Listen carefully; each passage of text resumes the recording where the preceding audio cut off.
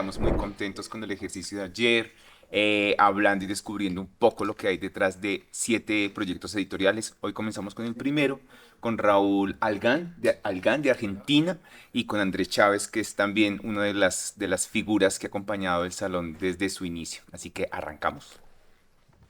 Bueno, muchas gracias, William. Gracias a quienes nos acompañan. Y que sea esta una excusa para contar con una experiencia internacional latinoamericana que nos enriquezca también en visiones de cómo se hace teatro y cómo se llevan a cabo estas empresas culturales, artísticas y estas apuestas, que es Raúl Algano. Voy a presentarlo aquí con la biografía que está en el libro que vamos a presentar. Son dos libros, pero en el más reciente. Raúl es licenciado en Gestión de Medios y Entretenimientos de UADE. En 2015 recibió la maestría en Administración de Organizaciones del Sector Cultural y Creativo FC UBA. ¿El FC es Fondo de Cultura Económica? No. Es la Facultad de Ciencias Económicas. Ah, ya. En 2016 cursó el posgrado en Gestión Cultural y Comunicación, Flaxo, y en 2017 el posgrado en Relaciones Culturales Internacionales, Universidad de Girona, OEI. En 2018 comenzó a cursar el doctorado en Ciencias Sociales de la UBA con una beca doctoral cofinanciada entre CONICET y UADE. Comenzó su carrera laboral como asistente de producción del elenco estable de la UADE. Luego fue asistente de programación del Teatro Margarita Xirgu, ¿se dice Xirgu o Xirgu? Shirgu. Xirgu, y administrador del complejo ProArte IFT. Colaboró en la administración de Faraón y Producciones y se desarrolló como programador artístico del Teatro del Cubo. En paralelo a estos servicios formó su propio emprendimiento, Didascalias Entretenimientos, donde se abocó en principio a la coordinación de grupos de espectadores y luego se enfocó también en la producción ejecutiva, la crítica y la difusión teatral. Es autor del libro Mercado Teatral y Cadena de Valor, publicado en 2019 por RGC Ediciones. Es docente de la Universidad Argentina de la empresa UADE, de la Escuela Municipal de Arte Dramático EMAD y docente internacional en la EAN en Colombia. Bueno, como ven, está acá, como dicen, más preparado que una buena sopa colombiana. Bueno, gracias a todos, a todas por estar acá presente y a ustedes por la invitación. Yo siempre creo pero se lo decía un amigo mío que era poeta, que falleció, uno no publica para hacerse rico, sino que uno publica para discutir, para debatir, para generar instancias de diálogo con otras personas. Jorge Duati, que es el prologuista de nuestro libro, cuando lo leyó, nos dijo a Brenda y a mí, eh, denle alas porque ese libro va a trabajar por ustedes. Y a un año, porque esto lo publicamos en noviembre del 2022, a un año se agotó la primera edición y vamos a juntar fuerzas para hacer la segunda. Nos pasa con el manual, con Producción Integral de Artes Escénicas, que quisimos hacer un manual de producción intentando revisar la bibliografía que hay en torno a la producción escénica. Porque Roland Barthes diría, bueno, desde que existe el teatro en Occidente, desde el siglo V antes de Cristo, existe el córega. Y el córega era el encargado de producir y de dirigir la coregia. O sea que la función productor existió siempre. Ahora, yo cuando voy y le digo a la abuela Marta que voy a ser gestor cultural o que voy a ser productor de teatro, ella piensa que yo limpio camarines. Sí, limpio camarines, pero además hago otro montón de cosas que tiene que ver con la producción o con la gestión del proyecto. Ahora, si yo voy a la abuela Marta y le digo que soy actor, ella tiene claro que yo lo que hago es aprenderme un papel, subirme a un escenario, interpretarlo, ¿no? Y después dar nota, ponele, ¿no? Entonces nos encontramos con Brenda con que la función de la producción, tal cual vos lo decís, en Latinoamérica, siempre hay alguien que la lleva adelante. Siempre hay un todero. Yo soy un todero también. Yo soy el primero que llega, el que abre los camarines, y el último que se va y el que los cierra. En todas las producciones, en las 40 que voy montando en los 13 años que llevo de productor, siempre fui así. Sin embargo, soy como muy respetuoso del trabajo del otro, de la otra, y no soy escenógrafo, entonces no hago escenografía, no soy utilero, pero si a mí me dicen hace falta una silla de tales características, soy el que la va a buscar. Con el gusto cuestionable que tengo, que si vos me decís quiero una tela que transmita amor, pasión y alegría, yo te voy a traer una tela negra. No, porque tengo un criterio desastroso. No obstante, voy, saco fotos, esta te gusta, o sea, hay algo como del hacer, que para mí es muy importante. Y yo creo que nuestras ciudades, Lima, Montevideo, Panamá, nuestra América, como diría Martí, trabaja sobre un entramado cultural que nos hace primos hermanos forzosamente. Claro. Entonces, estas dificultades que nosotros fuimos encontrando en el teatro, en la producción integral de artes escénicas, en el caso de Buenos Aires, se trasladan también a otros, porque la autoprecarización, el todero, como vos decís, son comunes denominadores que hay en el teatro autogestivo de toda Latinoamérica. Si el productor realmente entiende que su labor es hacer que las cosas sucedan, entonces, por supuesto, sin cagar a nadie, sin joder a nadie, con la ética profesional como faro, lo vas a hacer, ¿no? Claro. Entonces, me parece que eso es algo, y además es un trabajo sumamente creativo, pero tremendamente creativo. La gente, no, porque el Excel, pedir Iberescena, pedir... No, es muy creativo. Donde no podés resolver con plata algo, lo tenés que resolver de manera creativa. Y ahí es donde aparece el interés por la obra. Existen en Latinoamérica dos grandes sistemas de producción. Esto más o menos si no lo sabemos, lo intuimos porque es algo que está como claro. Existe un sistema de producción público y un sistema de producción privado. Y esto es común a toda Latinoamérica. A lo mejor el sistema de producción público, en el caso mexicano, no lo absorbe las gobernanzas, sino las universidades, pero sigue teniendo una lógica del sistema de producción público, que como yo te dije es el Teatro Colón, el CNA, ¿no? Que tiene su Panimiki, su Delia, no me acuerdo el apellido, era Zapata. Zapata o su Teatro Colón, que responden como todo sistema, ¿no? Sistema digestivo, sistema solar, sistema nervioso, responde a un conjunto de elementos que tiene un mismo fin, un mismo objetivo, que es el incremento del acervo cultural. Ahora están poniendo Barba Azul en el Colón y estoy seguro que va a pérdida. Claro, pero es una Económicamente va. megaproducción. Claro. Exactamente. Ahora, si R101 quisiera poner en escena o los anillos del Nibelungo de, De de Wagner. Wagner, asistiríamos muy probablemente a una apuesta de teatro pobre de Grotowski, ¿no? Porque si no sería triplemente antieconómico. En cada uno de esos sistemas existen diferentes modelos de producción. Un modelo de producción empresarial, un modelo de producción autogestivo o independiente y un modelo de producción pública. Se van a encontrar con herramientas específicas de gestión. Puntualmente, en producción integral de artes escénicas se van a encontrar con herramientas de diagnóstico. Con Brenda lo que hicimos fue crear una matriz que se llama Trivium y Quadrivium, que lo que hace es responder a esas 7 preguntas básicas que vos Es esta. tenés. Claro, exactamente. Que son las matrices de producción que vemos ahí y ciertas, que son 7, por eso es Trivium y Quadrivium, preguntas básicas que tienen que ver con qué querés hacer, cómo lo querés hacer, dónde lo querés hacer. Que no inventamos la pólvora, porque Marisa de León, que fue el primer manual de producción latinoamericano que existió, ya lo decía, solamente que nosotros le dimos vuelta a la idea y pusimos primeros a los públicos, ¿no? ¿Para quién? ¿Cuál va a ser el destinatario de tu producción, de tu obra? Esa es una herramienta de gestión, se van a encontrar con FODA, con Pestel, brújula de proyectos, 5 fuerzas de Porter, un montón de herramientas de diagnóstico, que conforme esto que venimos charlando de nuestras relaciones latinoamericanas, si ustedes toman la herramienta, la pueden aplicar a cualquier mercado teatral que tengan en Bogotá, en Colombia, en Sincelejo, en Montería, donde quieran, porque son herramientas abstractas. Después ustedes le tienen que poner la onda, ¿no? El ímpetu, lo que acontezca realmente acá. Por ejemplo, esta es mi tesis de maestría. Con esto ¿Es un libro recibí. más académico ese o cómo Esto es un ofrecerías ensayo. esto? Esto es un ensayo, o sea, a diferencia de este que es un manual, en este que es ensayístico, ustedes se van a encontrar con los dos grandes modelos que digo, el mercado teatral y la cadena de valor.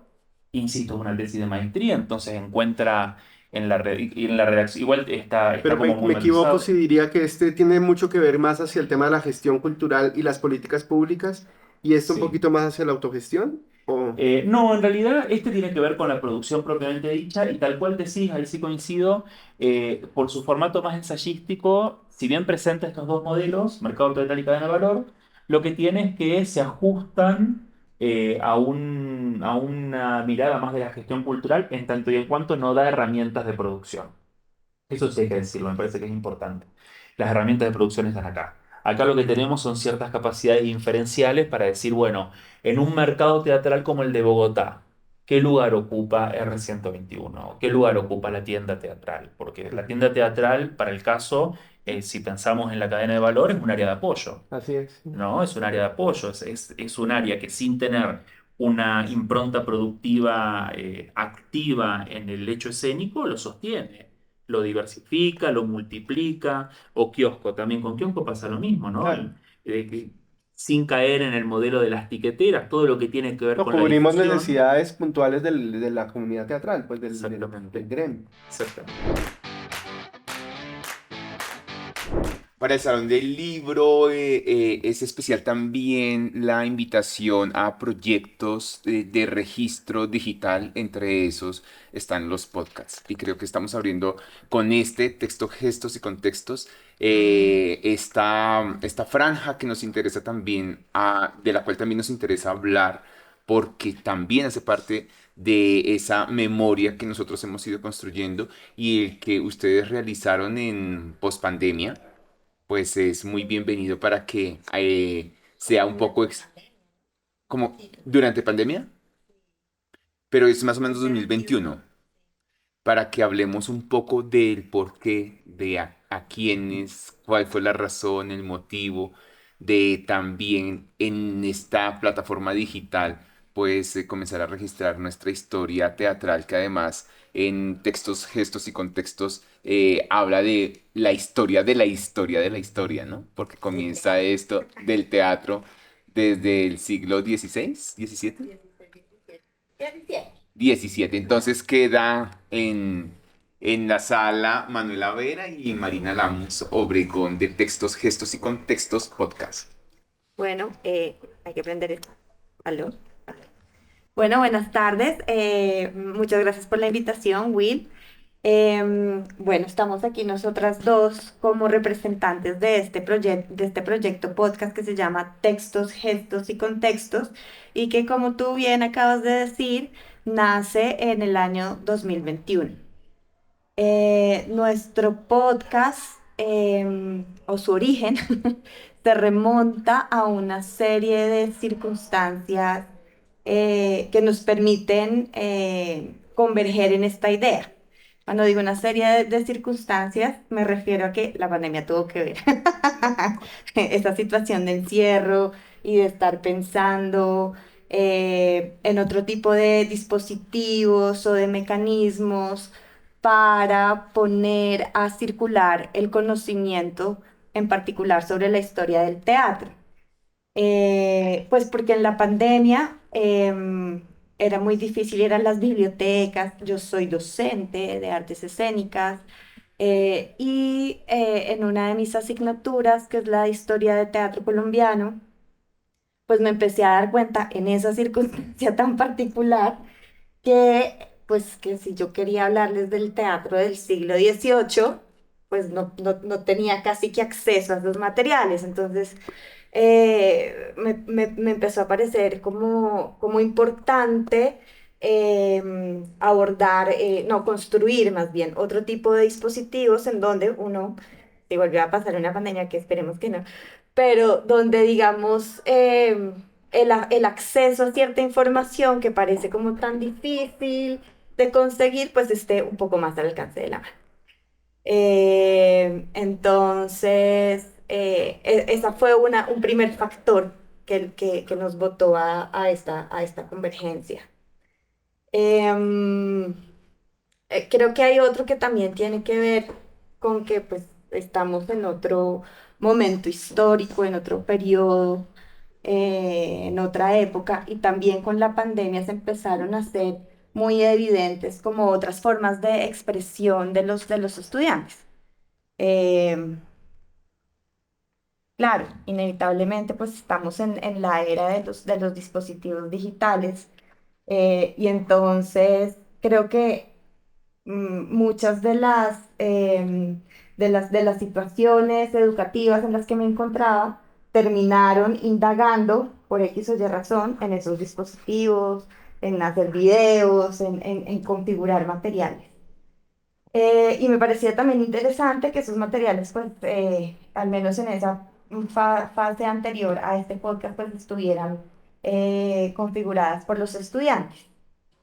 Em, Luego en conversaciones con Julián Peña, que también es parte del proyecto, no puedo asistir al día de hoy, en conversaciones con Julián, con Marina, pues yo les empecé a contar mis inquietudes y de repente como que entre los tres descubrimos que era pertinente resolver pues una manera de acercar a estas informaciones a esta población, pero también, y hacia allá iba y me fui por otro lado, la pregunta por cómo contarles estos temas, que en principio, sobre todo cuando yo trabajo temas históricos muy lejanos en el tiempo y aparecen textos que tienen unas textualidades como tan lejanas a nosotros, pues a los estudiantes les cuesta mucho, ¿no? Hay algo ahí que ellos no, con lo que no logran conectar inmediatamente. Entonces también la otra pregunta era cómo acercarlos a este tipo de literatura, a este tipo de periodos históricos, a estos referentes, sin que de antemano sintieran ese miedo, yo no sé qué es, ante estos, sí, ante estos modelos. Fue muy agradable. Para mí ese trabajo fue muy agradable porque me sacaba como de mis zonas. Estoy bastante acostumbrada a investigar, redactar y estar calladita mientras hago este trabajo. Y con el podcast, pues me tocaba opinar, crear también, bueno, y después escuchar el podcast, porque yo el producto final no lo conocía.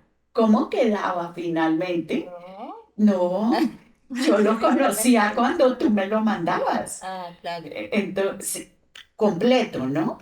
Pues el guión o las escaletas, es obvio que las conocía, pero el podcast en sí no. Entonces, para mí era una sorpresa. Y bueno, eh, si ellos que están más en contacto, primero son jóvenes y están más en contacto con alumnos, pues eh, pensé que lo que tú vienes recalcando, que es un vehículo para llegar a ese tipo de población sin excluir otra. Pero una madre y una hija son una madre y una hija. Acompáñenos a escuchar este desgarrador relato.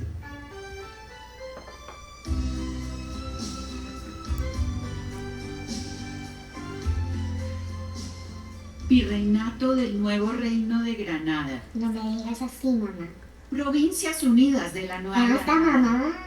Nuevo Reino de No la te Nueva... burles de mí. No me estoy burlando. Solo quiero hablar de... Ya, yo no, ya te dije. Me voy. Y no hay nada que me haga cambiar de parecer. Gran Colombia. Colombia. Como sea. Mientras seas parte de este virreinato, usted no se manda sola, señorita. Señorita, no. República. Y aprenda a tutear, mamá. ¿Perdón? República. Ay, no, pues, ¿qué haremos con la disque república? Sí, así es. Aunque le duela, república. Yo ya soy una patria, mamá. No estoy para que usted me venga a decir qué pensar o qué sentir. Yo ya estoy muy grande y muy hecha para que usted se esté metiendo en mis asuntos. Yo veré con quién salgo y qué hago con mi vida. Eso es por todo, pero esto se acabó. Ay, mamita, la veré regresando a pedir cacao. Esta vez es en serio. Chao, mamá. Todos los episodios tenemos una temporada al aire que pueden encontrar en YouTube y Museartes.net. en museartes.net. La parte de la colonia, ¿no? En realidad es... Bueno. ¿No? No, no, Ya, que ya. aló. Aló. En Museartes, en YouTube y en Spotify. Está al aire, completamente gratuita. Y esta primera temporada está compuesta de 8 episodios. Y cada episodio, y va hacia la estructura, pues empieza con esta escena creativa, le digo yo. Hoy le estoy poniendo un pésimo nombre. Pero bueno, lo que quiero decir es que, porque justamente en la pregunta que nos hicimos respecto a cómo vincular estos saberes que parecen como tan académicos, eh, cómo vincularlos al arte y cómo ofrecérselos a este público joven para que pues no sea tan,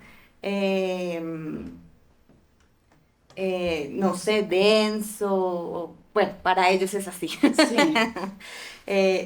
Justamente encontramos un tipo de mecanismos que es pues también jugar dramatúrgicamente con ciertas situaciones. Entonces, esto que acaban de escuchar era una especie de metáfora, porque creo que en el episodio de lo que se va a hablar es de la independencia de Colombia en el siglo XVIII, XIX, perdón, en el siglo XIX.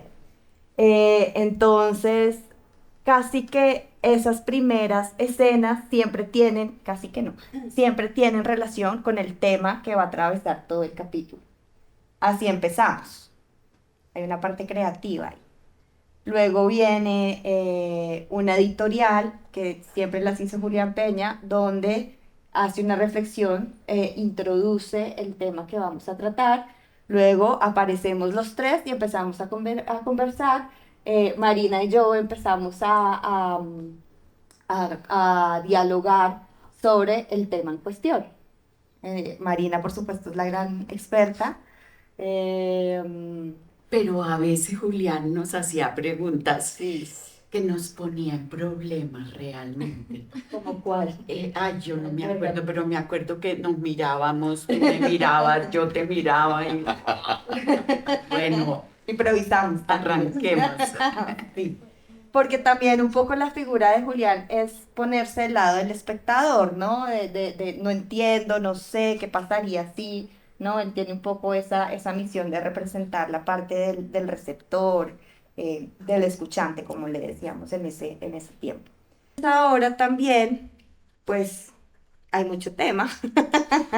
Siempre vimos que, bueno, en realidad esto no termina aquí. Hay muchos temas todavía que abordar en términos históricos para hacer ese primer tanteo, porque al finalmente nuestro podcast es muy panorámico, ¿no? Muy, o no sé. Pero fíjate que en nuestras últimas conversaciones hemos planteado ya profundizar algunos temas que se están poniendo de moda en este momento, como Recuérdame. el radioteatro, Ah, sí. ¿sí? Eh, por ejemplo, las asociaciones de dramaturgia A propósito o de lo que estaba haciendo el dramaturgos, lo que están.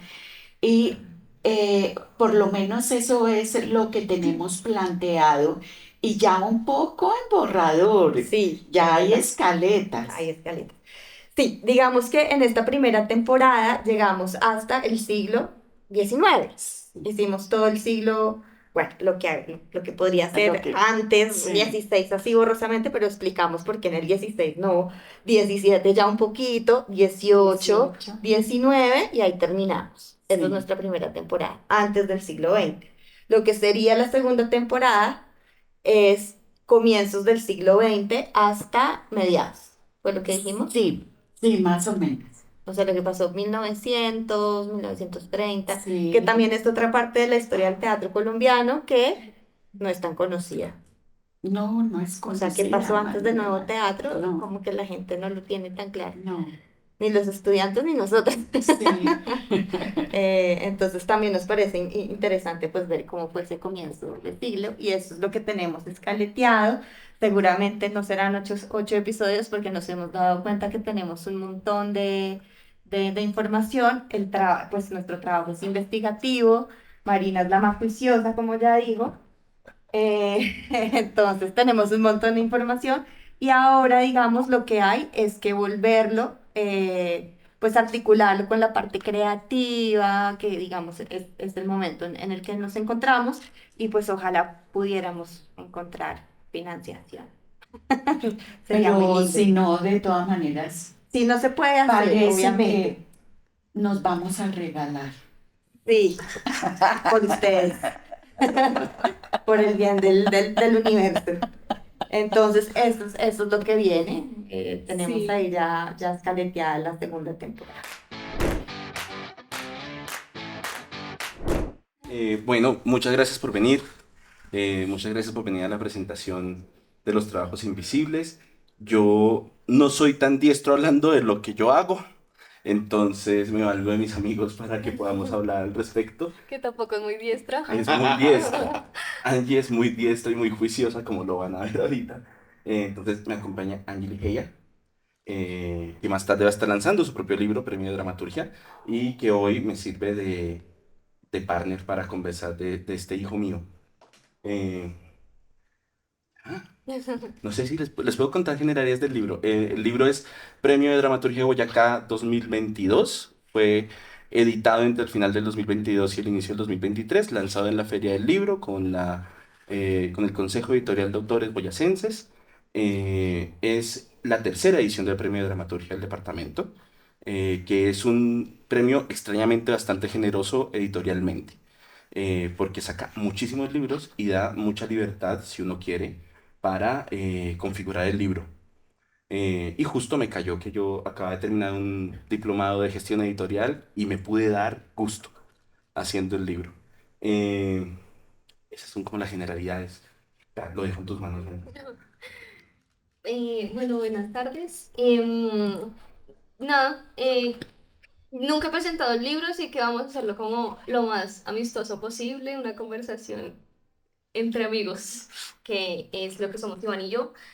Iván lanzó el libro, lo presentó en la Filbo ahorita, y eh, de una manera muy bonita también, pues yo asistí como público y era bello vernos, ¿no? Como poder ver a Iván y verle configurar su trabajo y verle presentar en un espacio como la Filbo y verle tan feliz. Entonces, es lindo también. Me siento bien, Iván, de estar aquí contigo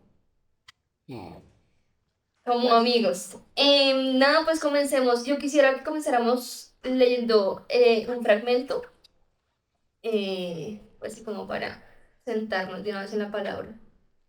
Y es página 24.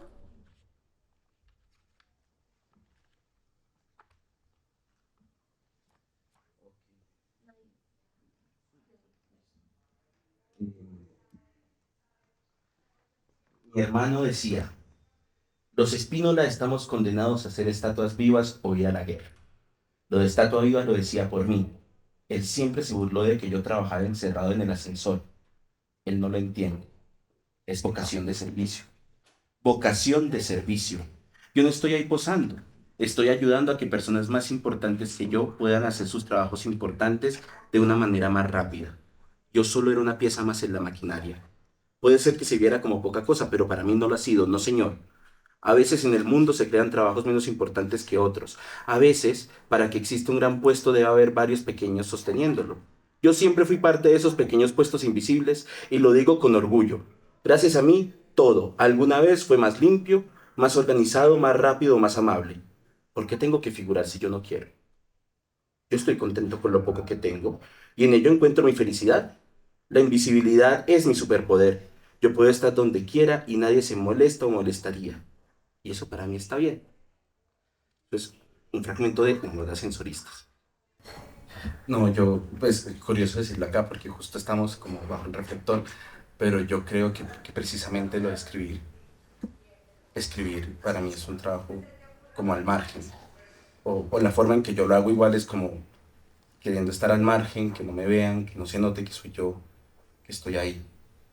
Creo que eso es lo más invisible que hago, porque tras de todo soy como bastante notorio, la verdad. Tú me preguntabas ahorita que qué trabajo invisible me gustaría hacer. Ajá. Y llevo una hora pensándolo y lo tengo porque es muy obvio. Y no lo había pensado y es jardinero. Si a mí me tocara hacer un trabajo invisible, yo sería jardinero. ¿Y por qué? Porque es genial. es genial, es poder administrar la belleza de la vida. A mí me gustan mucho las matas. Me gustan mucho las matas. Es muy cinematográfico, ¿no? Como el jardinero fiel. Ah, Bueno, la tijera. estaba pensando en podar arbustos para allá a la alcaldía, pero... El consolado del monumento. Sí, sí. Si quieres hablamos de las obras de cada una, entonces si quieres comencemos con Humor de Ascensoristas. Listo. Pues como breve sinopsis. Humor de Ascensoristas es una obra de un drama familiar de separación, voy a decirlo así. Es un ascensorista muy anciano que está por primera vez en muchos años por fin invitado a volver al trabajo con una oportunidad laboral nueva. Y en otro lado del mundo, muy distinto, su sobrino que está a punto de morir. Y ambos en este tránsito, uno al nuevo trabajo y el otro a la muerte, empiezan a recordar la vida juntos como la vida más feliz que tuvieron, el pequeño momento en que fueron padre e hijo. Esa es una, esa es una. Y Sucedió en Villa de Leyva es un experimento como con lenguaje de thriller. Hay un asesinato, tal vez es suicidio, tal vez fue violación, asesinato, suicidio. No se sabe muy bien qué está pasando. Hay dos sospechosos. El pueblo está buscando culpables para sacrificarlo en la plaza pública y la obra va intentando resolver el crimen entre apagones y literalmente sombras, solo sombras. La obra está hecha para que un luminotécnico tenga mucha compasión de uno. Hay algo en el hecho de los chistes como básicos y muy lindos y muy blancos y muy honestos que a mí me evocan relaciones de cariño y de cuidado muy lindas de la infancia. Chistes del calibre, oh, qué calibrazo. Porque las focas del circo aplauden hacia arriba al final, porque allá están los focos.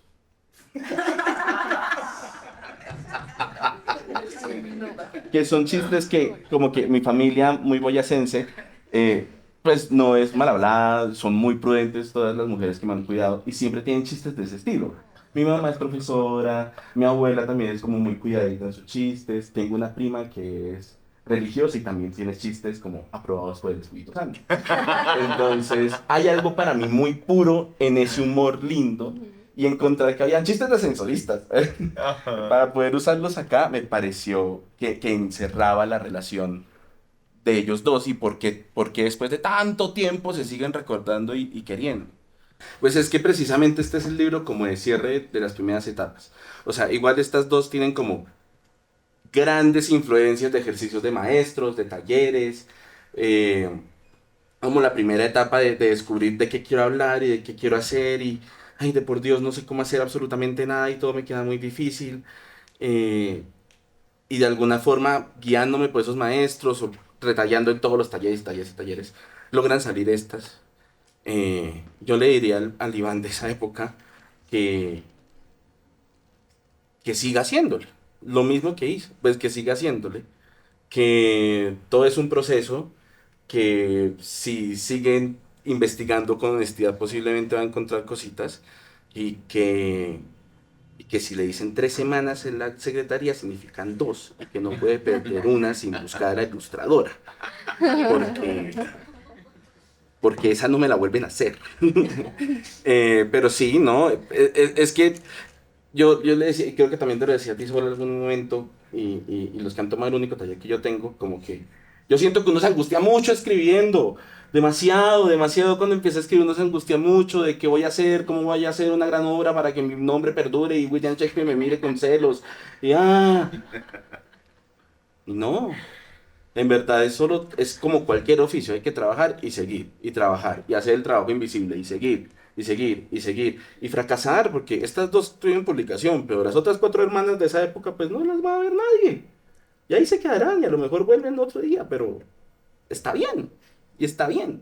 Y está bien seguir trabajando, está bien seguir haciéndole, y está bien poder pedirle ayuda a los amigos, y está bien poder aventurarse con las secretarías en 2 semanas, y está bien poder traer el libro a donde el amigo y presentarlo, y está bien poder tener estas reuniones, y todo va a salir bien mientras uno siga trabajando.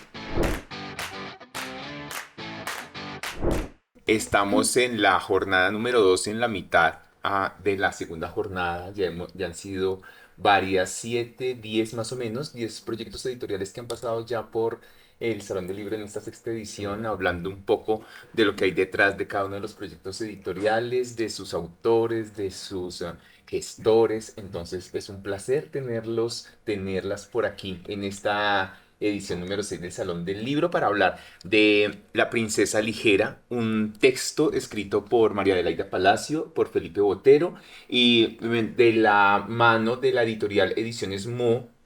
¿Me recuerdas su nombre, por Mi favor? nombre es Mónica Montes. Mónica Montes, quien hizo el trabajo de edición de este libro, que además nació de una producción teatral, ¿cierto? De teatro de juguete. De teatro de juguete en coproducción con el Teatro Colón en Exacto. 2022. 2019. 2019. Ah, pero luego tuvo otras Varias temporadas, sí. varias temporadas. Así es. Entonces esto fue un éxito. Sí, le fue muy bien.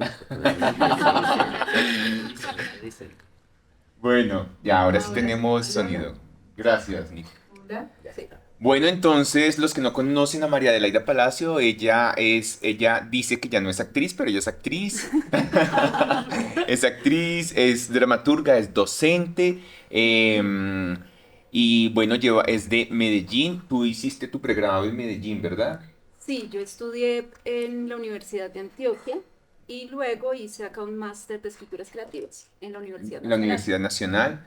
Felipe Botero es actor, es dramaturgo y a veces también a la docencia, porque también has tenido varios grupos de gente que está muy atenta a lo que les cuentas, no solamente desde tu experiencia como escritor, sino también en la escena, que es muy potente. Te hemos visto últimamente con este voice tan cargado, porque además brincas, saltas, hace flick-flag, mejor dicho, es un espectáculo maravilloso en Teatro Colón, ¿o no? Bueno, pues realmente esto sucede como la gran cabeza y quien tiene como el deseo es Milena Forero y Carlos Velázquez de Teatro de Juguete. Ellos encuentran en una imagen de este cuento, ¿no? Esta imagen de la niña que levita, encuentran como la potencia para hacer una obra de teatro y ahí es cuando aparecemos nosotros. Nos llaman y nos dicen, bueno, llaman a Felipe realmente. Felipe en ese momento está en Boise. En Colón.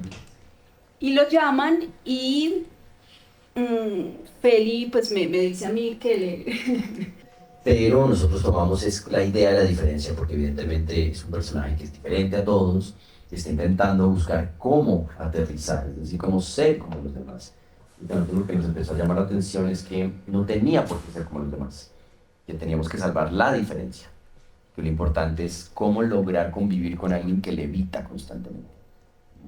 Entonces realmente es una princesa que pasa por ligera cuando no lo es. Lo que pasa es que no ha descubierto un montón de cosas en la vida que seguramente le van a dar peso, que la van a ayudar un poco a aterrizar. Yo creo que al final la historia termina, al final es un poco ambiguo, porque ella concede, entiende que hay momentos en la vida en que es necesario aterrizar, que no está mal, pero que por eso no debe dejar de levitar. Entonces empieza un poco a controlar su habilidad, ¿no? Sin que quisiéramos llegar a una conclusión definitiva al respecto, ¿no? Pues realmente lo que nos empieza a llamar la atención de George MacDonald es eso, ¿no? Y es lo que intentamos potenciar. sí, y también intentamos como, pues nos hicimos como varias preguntas alrededor. Milena y Carlos trabajan, pues ellos siempre cuando hablan de su trabajo no hablan de un teatro infantil, sino de un teatro familiar, ¿sí? Y empezamos a tratar de ver cómo esta ligereza que tenía esta niña afectaba a la familia, cómo esto no era parte de un encantamiento, sino era porque levitaba y era su cualidad, ¿sí? Extraordinaria, cómo los padres podían empezar a entender esa cualidad, ¿sí? Y ahí es donde empezamos, pues nos preguntamos como, bueno, en el cuento original está la idea de un príncipe que es quien la ayuda aterrizar, entonces nos alejamos, tomamos distancia un poco de eso y usamos un personaje que cumpliera como esa función de ayudarle a aterrizar y pensamos en la idea de terapias, ¿sí? Entonces aparece un personaje que nos gusta mucho, que es el hombre que habla con personas que no son de su edad. Entonces los padres se comunican con este personaje, él llega a hablar con Princesa. Princesa no es princesa desde la idea de las princesas, sino que el padre la llama princesa. ¿Sí? Empezamos como a hacer una serie de pequeños cambios en donde la fantasía apareciera, pero intentando un poco acercarnos a temas que también le interesaran o que también sí generaran preguntas a la familia. ¿Sí? Y un poco cuando se estrena la obra nos damos cuenta que claro, que sí los padres, o sea, teníamos muchos comentarios sobre los padres, ¿no? Como es fuerte un poco esta confrontación que ocurre ahí, porque hay un cuestionamiento de ella muy continuo sobre los padres. Y pues me acerqué a la historia, nos empezamos a acercar y pues a mí me pareció un proyecto hermosísimo y así fue que empezamos a trabajar y hacer la edición de ediciones. Las ilustraciones las hizo el mismo Carlos, que es el que hace de Teatro del Juguete. De Teatro del Juguete. Hicimos pues, también la edición, para mí también es claro, yo estudié literatura en la Javeriana y siempre hemos tenido también conmigo esas discusiones sobre la dramaturgia, el género, ¿sí? ¿Sí? Cómo es, digamos, la escritura, digamos, de teatro, la edición también incluso de teatro, que es otra cosa. Yo había editado pues, literatura infantil, juvenil, ensayo, que he editado muchos tipos de género, desde las editoriales comerciales que he trabajado y también desde Moediciones, obviamente. Y claro, pues me enfrenté, digamos, a la escritura de María Laura y Felipe, que era otra cosa, pues yo estaba acostumbrada tal vez a editar, o cuando leí teatro, había leído otro tipo de teatro editado, ¿sabes? Entonces fue muy interesante mirar incluso los libros que leía Simón, los libros que traíamos de España, el tema de las acotaciones, bueno, muchas cosas, digamos, que en el tema ya editorial no conocía y fue, digamos, una experiencia muy bonita haber editado este libro. La actriz tiene una falda rosada y una de las cosas que uno trabaja también son con los, pues que no sean estereotipos de que sea la niña feliz, todo perfecto, entonces le dijimos, no, colores no, me dijo, no, listo, entonces y la idea del blanco y negro, del lápiz, era eso, era jugar con que fuese, entre comillas, alguien que se pudiera poner a colorear y ponerle los colores a la princesa. Y luego en la edición, porque hay muchas cosas que también van sucediendo durante el proceso de edición, todo estaba pues en lápiz blanco y negro, pero entonces de un momento a otro salió la mancha negra, ¿sí? Dentro de las ilustraciones. Exacto. Y la mancha negra pues también coincidió con el momento de la tristeza, ¿sí? Entonces fue algo pues que surgió y la idea fue que esa mancha negra también hablara, ¿sí? En ese contraste entre el arriba, el abajo, el yin y el yang, pues sí, entonces esas emociones y sobre también la tristeza y la felicidad, entonces, y también como el infinito cuando pues la princesa se pierde en la luna y como que se desata y se pierde en el hoyo negro, exacto. Entonces también fue, digamos que algo afortunado también en el proceso de edición, la aparición de la mancha negra. Estoy bajando, veo las nubes y ahora los valles y las montañas. Veo los techos de las casas de la ciudad, veo el camino a casa y creo que es perro, me ladra. Veo los ojos aguados de la mamá y la sonrisa del papá. ¿Puedes verlo? ¿Dónde estás, niño invisible? Ya no te veo. Era invisible. Sí, para cerrar, incluso nosotros pues tenemos como una versión, pero ahora que tocaron como el tema un poco del autismo, nosotros caminábamos un poco hacia allá, hacia pensar la diferencia, y nuestra especificidad era pensar en nuestro imaginario, en el de Felipe y María. Estuvo un rato preguntándonos y hablando, bueno, esta ligereza de pensamiento o esta forma de pensar diferente, la relacionábamos un poco con eso, y por eso creo que sucede tanto a veces como con niños o niñas o padres que se acercaron a decirnos, mi hijo le pasa tal cosa, o sea, como que sí habían unos pequeños guiños que llevan a eso, y eso es Y eso es interesante porque la conversación no llegó a fondo. Quiero decir, no fue como una decisión determinante, pero sí estuvo como en nuestra nubecita todo el tiempo y ahí está la dificultad. Claro, cómo tocas este tema, cómo lo haces con esas pinzas que tú llamas, pues para no herir susceptibilidades, O para que no se lea desde otro ángulo. tal cual. Mm. Entonces, bueno, eso es y gracias por invitarnos. No, Muchas gracias. feliz Gracias. el Salón del Libro por tenerlos acá. Muchas. Muchas gracias, ¿cierto?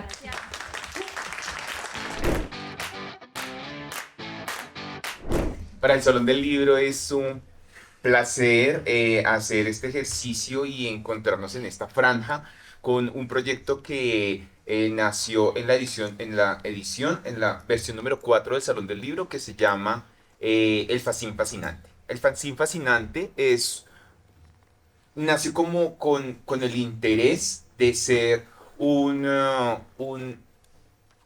lugar en donde se pudiese publicar reflexiones presentes. Creo que el teatro, la academia, nuestros pares, nosotros mismos, de alguna manera no conversamos y tenemos en cuenta las reflexiones de nuestro teatro y de nuestras prácticas teatrales y nuestras prácticas artísticas, las tenemos muy seguido. Nosotros siempre, constantemente estamos hablando del presente del teatro, pero no lo tenemos registrado. Generalmente sí está registrado el pasado del teatro, las reflexiones de los grandes maestros, uno las encuentra, o las reflexiones de maestros no locales y no nacionales.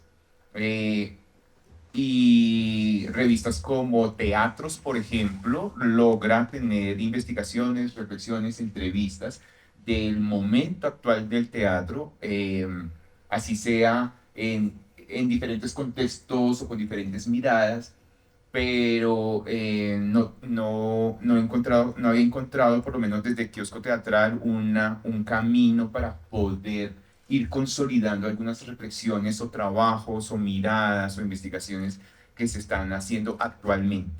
Entonces, por eso nació el Fanzine Fascinante, una publicación muy sencilla que lo que busca es rotar con algunos artículos, ensayos e investigaciones. Entonces, cada Salón del Libro desde 2021 está lanzando 2 tomos. Entonces, en esta ocasión nos vamos con el tomo 5 y el tomo 6. El tomo 1 lo abrió Felipe Botero, quien estaba aquí sentado con uno de sus artículos. Luego, como yo tengo influencias con el director, entonces yo escribí uno del Salón del Libro, entonces, entonces escribí el segundo, lo publicamos él y yo. Y el año pasado publicamos 2 artículos escritos por Artemis Leal sobre teatro, sobre circo contemporáneo en la ciudad. Fue muy chévere. Y creo que el fanzine está madurando en su mirada, llamémoslo editorial, y creo que año tras año irá encontrando ya sea un tema o ya sea un autor que pueda ir compartiéndonos su trabajo escrito. Y en esta ocasión, nada más ni nada menos, nos acompaña Marina Lamus, que tiene dos artículos, ensayos, investigaciones muy interesantes que había que dejarlas aquí en el Fanzine Fascinante, que tiene una cara más bonita que los anteriores. Entonces, Marina, muchas gracias por acompañar el Fanzine Fascinante con dos investigaciones, con 2 miradas, no, con una investigación más bien y con una reflexión muy interesante que viene en los fanzines de este año. Sí. Entonces, si quieres, comenzamos con el fanzine número 5, Sí. el primero, que se llama Investigando el pasado teatral, por Marina Lamus Obregón. Y desde mi punto de vista es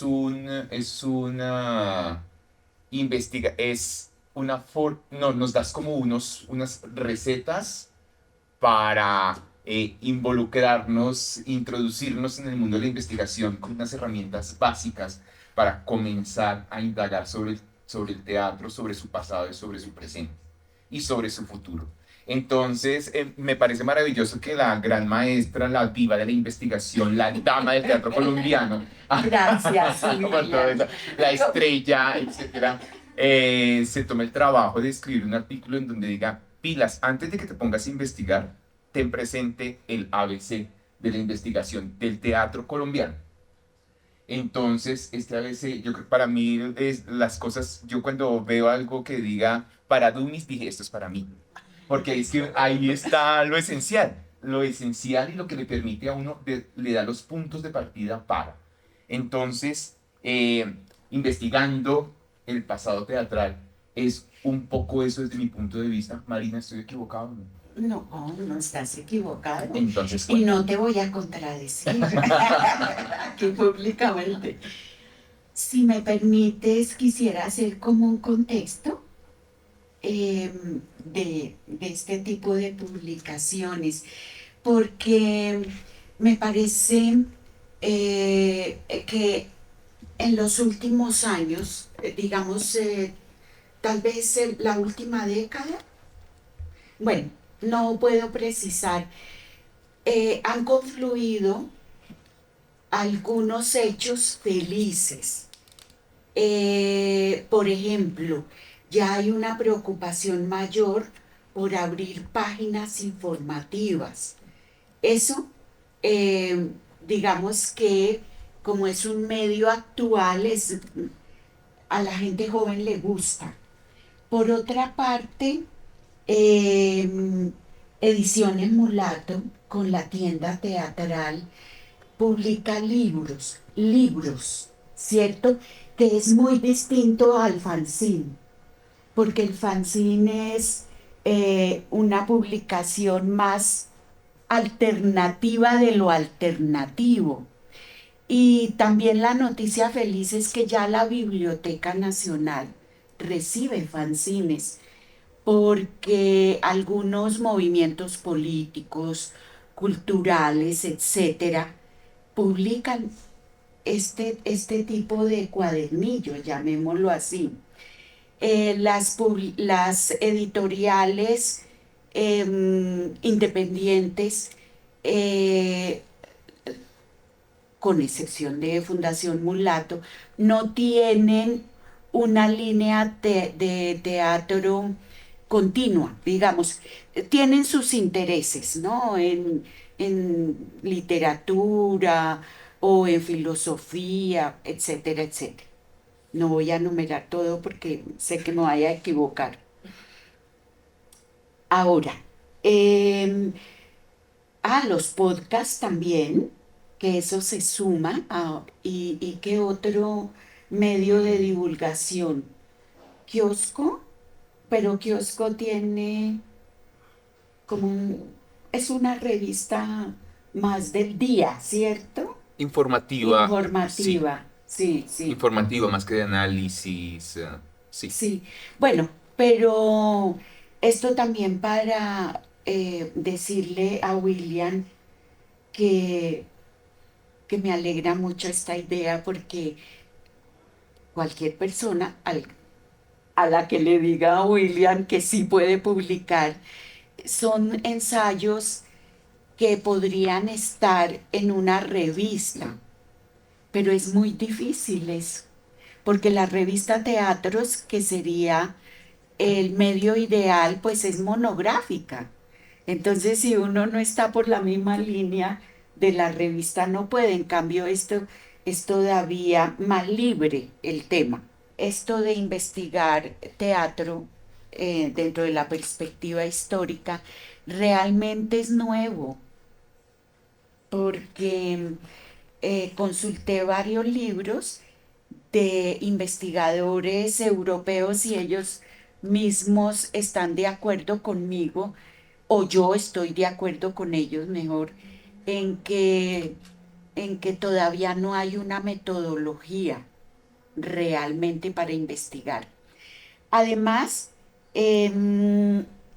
yo tengo otros 2 ensayos sobre las teorías que están detrás, por ejemplo, de los dramaturgos o de los movimientos teatrales. Y creo que ya hay, por el lado mío, como investigadora, como 2 o 3 tipos de ensayo similares a este, que le pueden ayudar a alguien, tal vez. Eso espero. Yo creo que sí, porque en todo caso, a pesar de que tú, digamos, utilizas la palabra metodología, que es una palabra que requiere de mucha Y estructuración. asusta a veces. Sí, sí. ¿Qué metodología usas cada vez que uno va a hacer un proyecto Para ganar una para beca. ganar una beca? ¿Qué metodología es? Finalmente, lo que está aquí impreso es una metodología, pero con un acceso de lectura muy sencillo, muy amable, casi didáctico, diciéndote algunas de los caminos sencillos. Incluso siento que hay en algunos momentos que dice cuál es tu postura para no solamente la mecánica de la investigación, sino en qué estado debes ponerte para poder asumir el rol de investigador. Sí. Y eso que tú acabas de decir, y también las satisfacciones que uno puede tener al encontrar la información que está buscando o al encontrar información que no estaba buscando, pero que suma a sus intereses. Entonces, sí, creo que es liviano, nada que sea para pasar un examen y obtener un diploma. Es como una ayuda. ¿Y cómo llegaste a él? ¿Mucho tiempo entendiendo el oficio? Sí, sí, y porque cuando dicto alguna charla en centros educativos o en universidades, casi siempre coincidencialmente hacen como las mismas preguntas. Entonces, traté yo misma de responderlas y de consignarlas. Comienza esta revisión y esta estadística desde 1948, después del Bogotazo, 72 años, reúnes acá haciendo esa mirada de tantas publicaciones. ¿Por qué esa fecha específicamente? Porque no encontré nada en fechas anteriores. Entonces O sea, comienzos del siglo XX no encontraste muy poco realmente. Entonces, ¿cómo comparaba 1 contra 10, por decir algo? Entonces dije no. Además, porque la Biblioteca Luis Ángel Arango comenzó a existir en el 50 y pico, la Biblioteca Nacional empezó a tener como unas políticas claras sobre que todas las personas que escribieran tenían que mandar allá. ¿Ves? Entonces, digamos que las políticas culturales se fueron consolidando también. Entonces, sí es arbitraria la del 48, pero obedece a una serie de reflexiones que tuve. históricas, prácticas. Sí, sí. Bueno, es muy interesante ver que Marina también le hace al Excel, ¿no? Y le va muy bien en ello porque esto La chica se ha modernizado. esto definitivamente es un trabajo de Excel porque está contado decenio por decenio y cada año tiene su cantidad de publicaciones hechas. Entonces puedo decir, por ejemplo, hagamos una comparación rápida, Marina, del 60 al 69. En el año 60 se hicieron 4 publicaciones, salieron al aire 4 publicaciones. En el 61 4, en el 62 2. O sea, no se había podido haber hecho el Salón del Libro en el 62, porque con 2 publicaciones, el Café del Libro o algo así. No estaba la estrella principal Eras del tú. Salón del Libro, que eres tú. En el 63 6, en el 64 11, en el 65 9, en el 66 3. En el 67 8, no, parece que en ese año hubiesen hecho la imprenta porque eran muy pocas publicaciones. Muy pocas, en teatro es muy poco. En la década del 50, en el 52 se imprimió un libro. en el 56.2 y veamos los recientes, por ejemplo, en el decenio 2010-2020, en el 10.45, en el 11.47, en el 12.51, si leemos tantos libros en el 13.50, en el 2014, 70 libros.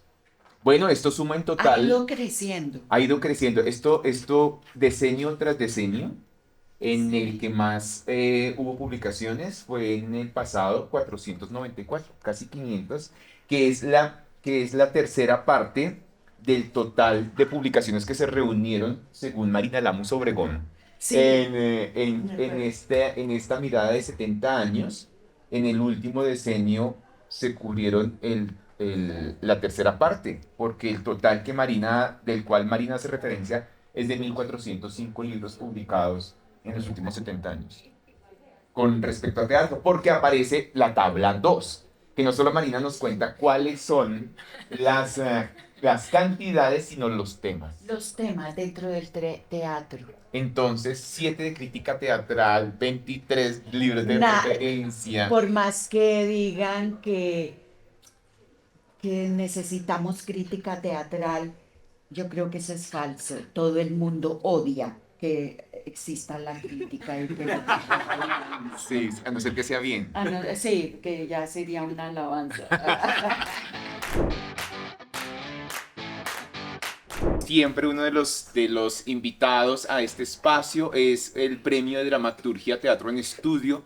Este año es el libro Teatro en Estudio 2022, ¿verdad? Que es muy reciente, es del año pasado.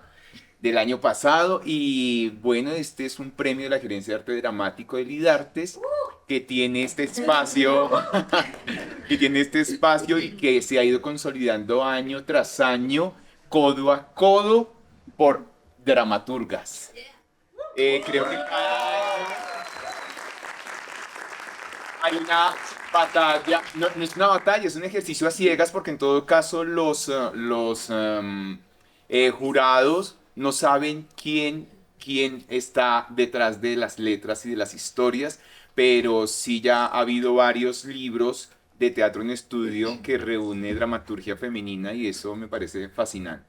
Bienvenidas al Salón del Libro, bienvenido el Premio de Dramaturgia Teatro en Estudio 2022, bienvenidas ustedes. Porque ustedes no, ustedes.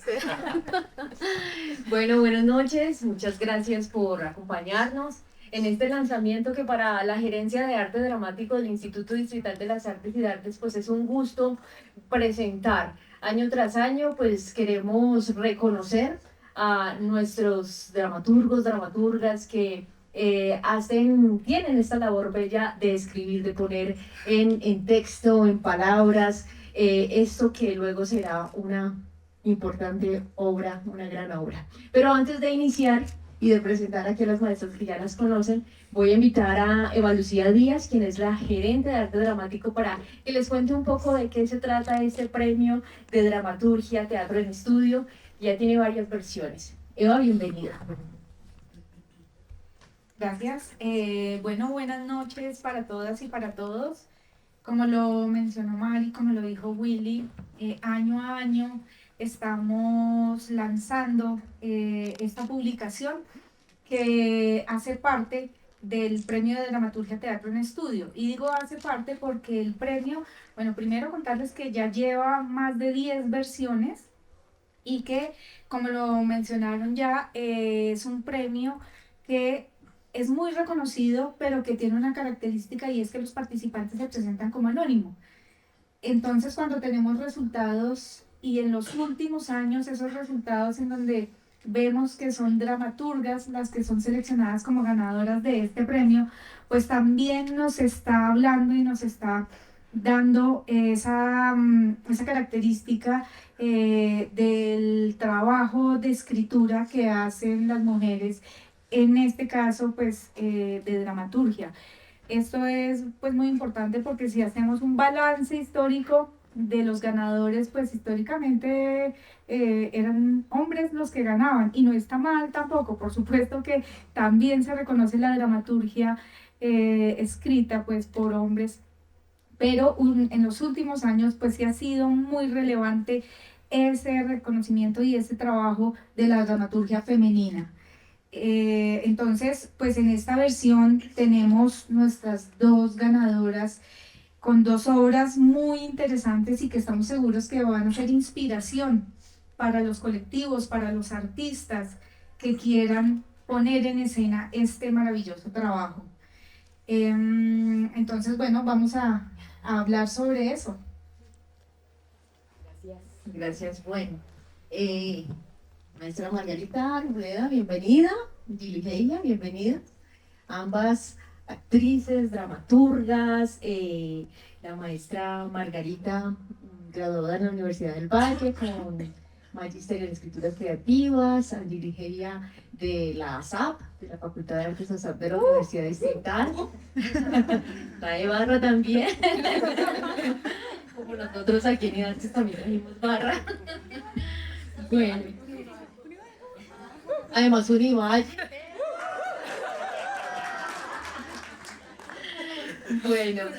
Bueno, este premio nos arrojó dos títulos bien interesantes, Pronombre y Evangelio según Leonie.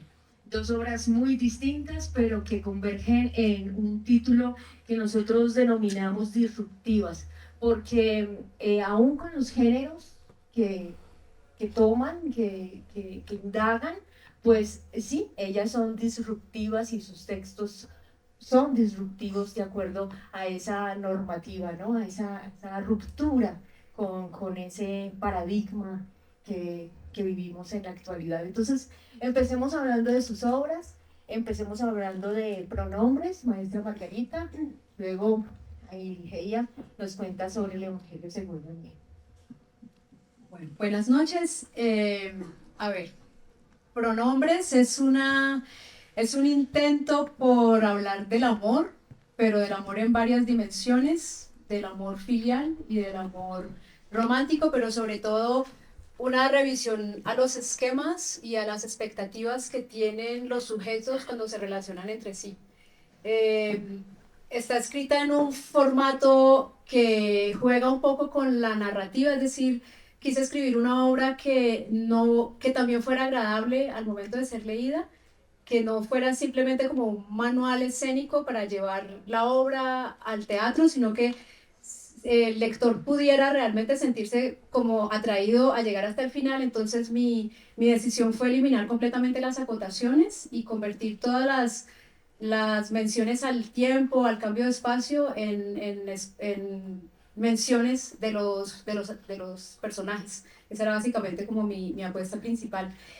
Y bueno, la historia es, ligeramente contándola, es una mujer que se llama Ella, que es una persona que vive como metida en sus pulsiones, en la rapidez del momento, y tiene una forma de hablar dentro de su cotidianidad en la que ella siente que está haciendo terapia permanente con la gente que la quiera escuchar. Entonces ella habla de sí misma como quien está contando su vida, sus duelos, sus pérdidas, como haciendo un proceso con su interlocutor de forma permanente. Y ella se enamora de el tipo, que es un tipo al que conoce en un supermercado, y este tipo habla de sí mismo en tercera persona. Entonces eso me ayudó bastante para el aspecto narrativo de la obra, porque él se narra a sí mismo permanentemente. Él dice, el tipo llegó al supermercado y le pasó tal cosa, pero en realidad está interactuando con nosotros. Entonces esta estrategia la usé para que el tipo se distancie de sus emociones y se mantenga como un poquito la distancia. Y con esto construí una relación bastante disímil y una pareja totalmente dispareja. El tipo quiere, en este mundo que cree, reducir el monto de sus impuestos a través de tener una relación con ella que económicamente está mucho mejor, y ella está absolutamente obsesionada con el amor romántico y cómo se debe vivir el amor romántico más allá de cómo ella sienta o que sienta lo que encontró a una persona que se le parecía al amor y quiere vivir esa experiencia. Cuando me pidieron la sinopsis, yo no sé hacer sinopsis. Entonces, como que ese parágrafo se llamó como Cosas para el Evangelio según Leonie, porque no sé. Nada, sí, es más dramática, digamos que técnicamente, que me gusta indagar la acotación, como el espacio en el que el autor puede vivir, puede expresarse y puede tomar partido dentro de porque al igual que la maestra Margarita, yo sí pienso que uno antes de ser actor o director o artista escénico es lector, y que si no cautiva desde la propia lectura, no... o sea, yo recuerdo que en la carrera me aburría muchísimo leer teatro, y luego dije, o sea, luego comprendí que lo que me aburría era la instrucción, como lo dictatorial, como hay que hacerse de esa manera, y es, no sé.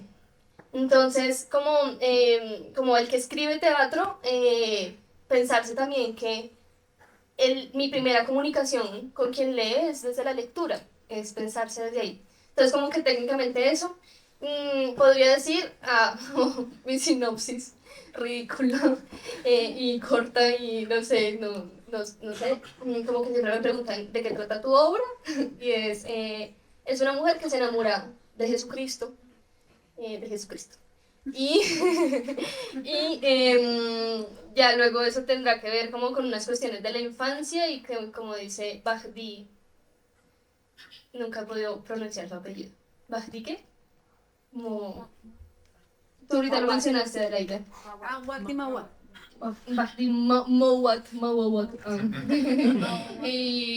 La infancia es un cuchillo clavado en la garganta.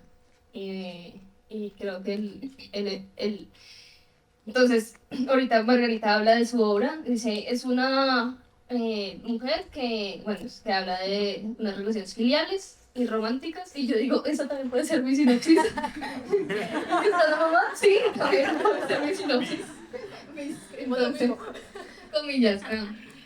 Yo, tranquilo, serenamente plantado. En oro, la presuntuosidad. En 28% oro, 16% amarillo, 16% naranja, 12% violeta. Jesucristo y Alejandro post-mortem. Soy un hombre nuevo. 5.500 mililitros. ¿Exactos? Ay, Alejandro, es un aproximado. Se supone que eres el hijo de Dios, todo lo sabes. Ya quisiera ser yo hijo de Leoni. ¿Qué? Nada. Yo le pongo más. Por ahí 5.582. Sí, eres un hombre nuevo. ¿Y si no? ¿A qué te refieres? Yo volví a casa pensando que era un hombre nuevo. Y no fue así. ¿Qué tal que ahora sea lo mismo? Con 5.582 mililitros menos de sangre, jamás podrás volver a ser el mismo, Alejandro. Quisiera resucitar. No sirve de nada eso, créeme, te lo digo yo. Pedirle perdón. No soy un enfermo, Jesús. Lo eres. Te juro que la amé. Y ella te amó a ti. Y a ti. Pero no se trata de amor. Pausa. ¿Y ahora qué harás? Irme al Manhattan. ¿Por qué allá? Por el poema de Whitman. No tengo ni puta idea de qué me hablas. Porque Whitman no es una rata. ¿Qué? Nada. ¿Cuál poema? Yo, tranquilo, serenamente plantado ante la naturaleza, amo de todo o señor de todo, sereno en medio de las cosas irracionales, imbuido como ellas. ¿Falta mucho para llegar a la parte de Manhattan? Mirada incisiva de Jesús. No sabía yo que Jesucristo también podría mirar como un culo. Bla, bla, bla. Conocedor de que mis debilidades son menos importantes de lo que yo creía. Hacia el Manhattan o bla, bla, bla. Yo, donde quiera que viva mi vida, quiero hacer frente a las contingencias y encarar el hambre, el frío y los rechazos como lo hace el animal. Como lo hacen las ratas. Pausa. Sí, Alejandro, como lo hacen las ratas. ¿Puedo ir contigo? Pero jamás te perdonaré. Yo tampoco me perdonaré. De eso se trata ser un nuevo hombre. Jesús y Alejandro parten con la soledad y la culpa compartida hacia el Manhattan.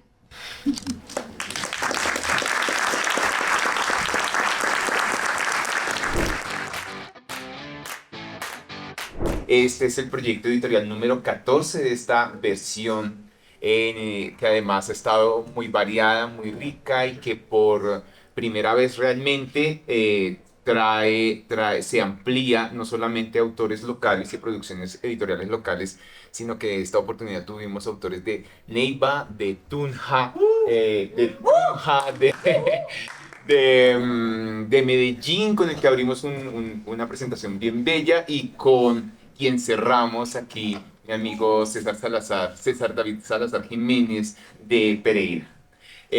Bienvenido, César. Gracias. Esto va a ser muy corto al parecer. Debería ser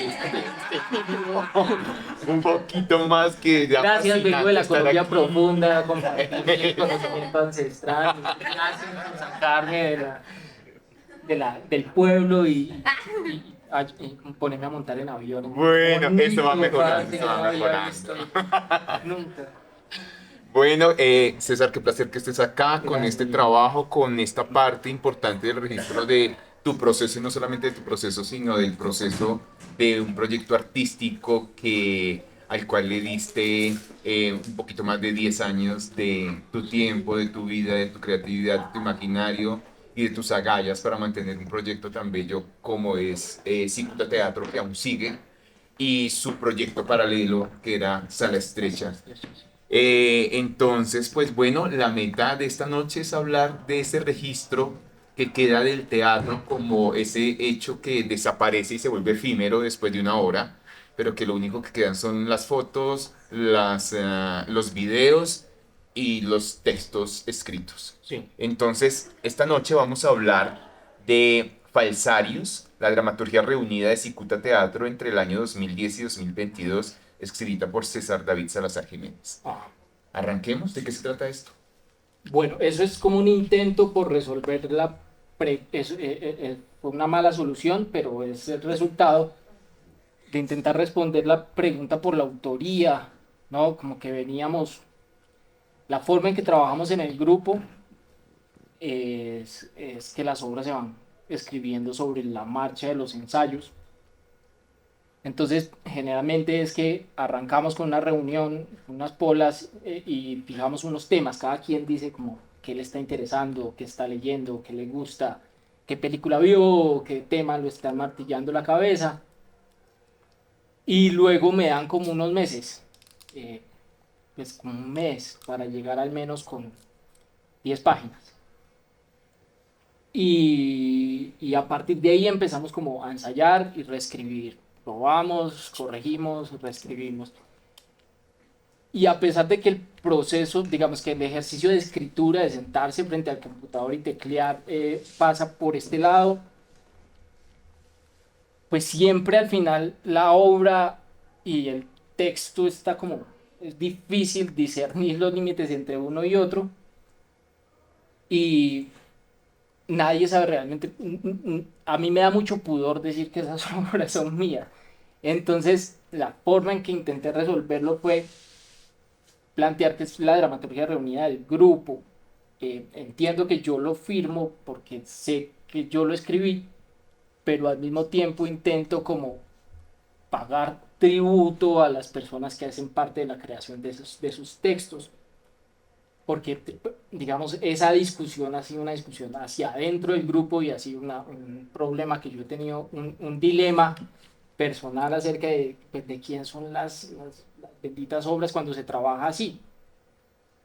Y hemos tenido hasta peleas. Yo me acuerdo de un actor que se rayaba mucho porque las obras, a veces sale muy bien y el actor se molestaba porque lo primero que le preguntaban era quién había escrito el texto. Y él un poco sentía que era en parte autor de eso, pero no lo era. Entonces es como un dilema constante, yo no sé qué hacer con eso. Pero en la medida en que tomé la decisión como de cerrar el ciclo de la sala, de irme de la sala, de quedarme solo en el grupo y de, digamos, colaborar con esas personas creativamente desde otro lugar, que todavía no sé cómo es, pues intenté como sacar este tomo para tramitar eso y para soltar esa huevonada de una vez, como para no tener que preguntarme más eso. Una de las formas en que intenté contrarrestar la enorme vanidad que tiene firmar, ponerle el nombre de uno a un texto que crea en grupo, es hacerlo desde este ejercicio que tenemos desde hace años con Agustín, con Julieta, que es la editorial Ataraxia, que es una editorial artesanal. Nosotros hacemos los libros pues, encuadernados a mano, tiene un montón de detalles que son como artesanales. Y, digamos, de estar haciendo este ejercicio con Agustín en la sala hace no sé, como 8 años, nos montamos en la película de hacer una cosa que se llama La Mula, que es la muestra del libro autogestionado, y eso reúne un montón de proyectos así, que son, digamos, precisamente los que no llegan a la Biblioteca Nacional, que no gestionan ISBN no por dejados, sino como una especie de postura política, ¿no? Una especie de decisión, que no creen en los derechos de autor, sino en los izquierdos de autor, que creen en la piratería, que la ejercen sin vergüenza, que no piden permiso, sino perdón, si es del caso. Robledo, el usurpador, autoficciones. Esa todavía lata también. Esa fue una especie de fiebre. En ese año 2013 se celebraba el sesquicentenario de la Fundación de Pereira. Entonces, como ustedes saben, en esas fechas la institucionalidad sale con mucha plata para celebrar eso y se inventan cualquier huevonada y dentro de eso alcanzan a comer los grupos de teatro también haciendo obras sobre la fundación. Entonces a los grupos importantes de la ciudad les dieron como buena plata para eso y obviamente a nosotros no. Y nosotros pues somos muy rencorosos, muy mala leche y dijimos Es igual, cierto. chimba, vamos a hacer nuestra obra sobre la Fundación de Pereira y la vamos a hacer como si estuviéramos haciendo teatro de colegio, o sea, la vamos a hacer con herramientas de colegio, ¿no? Entonces, como todos los recursos escénicos son como del colegiado de teatro, la verdad. Y la hicimos como con 5.500 pesos, la escribimos y la montamos en un mes y medio. Y yo no sé, esa huevonada, parce, eso le fue bien y recorrimos todo el país con eso y era muy chévere presentársela sobre todo en los pueblos porque digamos la obra va de precisamente un gestor cultural ahí como medio ladino que está intentando patinar su proyecto y Que se llama Pene, ¿no? que se llama Pedro Neira Pene. Y el man está ahí como patinando el proyecto y como no le va saliendo por las buenas, pues intenta generarse los recursos por las malas, entonces empieza como a hacer contactos que le ayuden a tocar las puertas para financiarlo y termina como muy enredado ahí metido en unas cosas re turbias y al tiempo se va contando la verdadera historia de Pereira que no es como la cuenta digamos la élite La historia cultural oficial. sí, pereirana. Que sabes que sí, allá nos cuenta del cuento de que es un señor que donó las tierras y la verdad es que es un señor que tenía como una finca al lado de donde quedaba el área donde se fundó Pereira y el man dijo que eso era de él, pero no era de él, dijo que lo regalaba, pero no. Y la gente le creyó, pero era como para valorizar su propia finca. Entonces, y ese señor es Pereira. Bueno, es una obra llena de sarcasmo, muy venenosa, pero también muy, muy divertida, la recuerdo, porque también estuvo varias veces por acá en Bogotá compartiéndose. Cuéntame, licantrópico Sí. o de los efectos sin causas. Esa tuvo solo como, bueno, esa fue también rara. Ese es un experimento. La idea era como estar escribiendo cuadros, con la premisa de que, digamos, se intenta hablar de la violencia sexual y de la animalidad, como con unas reglas, y la idea era como tener varios cuadros. Nuestra idea inicial era como tener un anaquel de cuadros disponibles y que todos se supieran exactamente todos los personajes y todos los cuadros y que un poco nosotros pudiéramos divertirnos en cada función tirando como dados y elegir qué cuadros íbamos a hacer y íbamos a hacer solo 4 cada función, como los que salieron y como con unos recursos para pasar de un cuadro a otro y alcanzamos a hacer varios, pero de ahí se fue depurando y fueron quedando solo 4 y luego la obra murió muy, muy joven porque era como sí, un proyecto que no logramos abarcar. Luego pasó lo que pasa en los grupos de teatro, que es que nos queremos mucho todos y ya, ¿Hasta cuándo no nos queremos mucho hasta todos? cuándo no nos queremos mucho todos. Del desierto, un monólogo también muy interesante de un boxeador. Boxeador que está acostumbrado a que le paguen por perder, que su gran tragedia es que gana una pelea por accidente. y luego pues como que tiene que echarse a volar y termina como en un periplo por pues pasa por Pereira porque él gana la pelea en Medellín y se echa a volar y pasa por Pereira y luego echa para el sur y llega como en 30 días, en un mes llega como al desierto de Atacama y luego demora 20 años en volver otra vez a la costa. Es una cosa medio delirante. Muy Es delirante. como triste. Es como triste, pero también carga de mucho humor. Sí, es sí. es súper divertida. Además, tiene o tenía un intérprete también. Todavía, la obra un todavía actor. marcha con Mauricio, que es el actor, que lo mismo, eso fue una obra que fue creada, pues que fue escrita pensando en él. Eso es otra cosa que no, digamos, que me deja muy tranquilo de poder poner las obras ahí, es que yo sé que a nadie le va a interesar montarlas. Queda como un registro ahí, como un testimonio de un grupo de personas que hicieron conociéndose muy bien entre ellas, ¿no? Entonces como que las obras son escritas para ellos. Yo no sé realmente qué pase con los textos, yo creo que están para ser leídos y de pronto intentar leyéndolos hacerse una idea del grupo de personas que conformaron esa cosa, ese proyecto que todavía anda y todavía tiene que ver con una red de esfuerzos y de cariño, ¿no? Y de esos.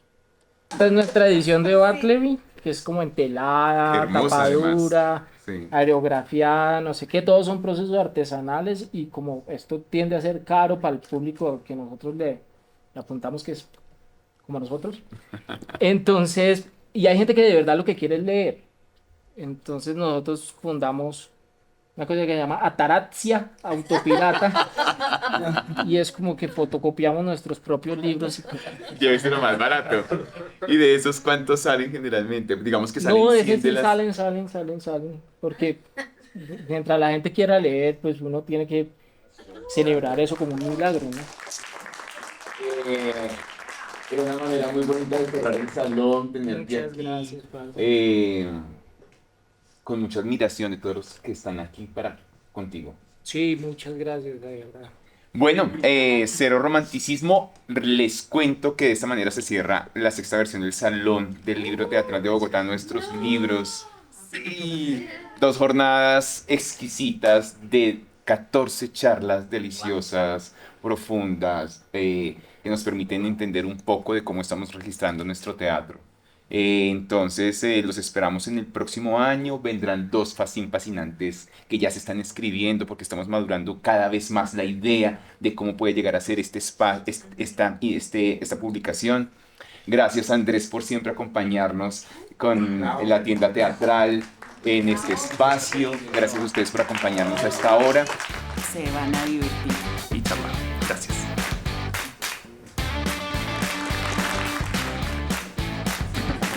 Muchas gracias.